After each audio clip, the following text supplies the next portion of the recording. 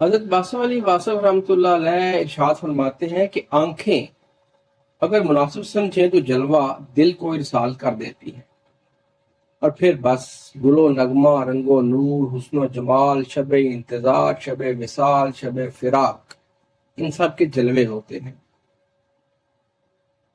اور انسان ہوتا ہے۔ خاموش دھڑکنے والا دل اچانک دھڑکنوں سے آشنا ہو جاتا ہے۔ دل بری کے کمال ہوتے ہیں، انسان کے سامنے شوق دیدار اور شوق نظارہ انسان کو بیتاب کر دیتے ہیں۔ انسان بس ایک چہرے کو ہی مقصد حیات مان لیتا ہے، باقی سب لغو نظر آتا ہے۔ آنے والے کو پھر سے آنے کی دعوتیں ہوتی ہیں اور جانے پر قیامتیں نثار ہوتی ہیں۔ وجود محبوب ہی وجود مقدس بن جاتا ہے۔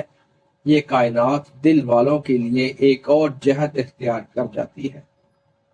اس میں کشش ہوتی ہے، لطف ہوتا ہے، آنکھیں چار ہوتے ہی زمین و آسمان کا رنگ بدل جاتا ہے، موسم بدل جاتے ہیں، کیفیتیں بدل جاتی ہیں، تعلقات بدل جاتے ہیں، ترجیحات بدل جاتی ہیں، مکانوں لا مکان تک بدل جاتے ہیں۔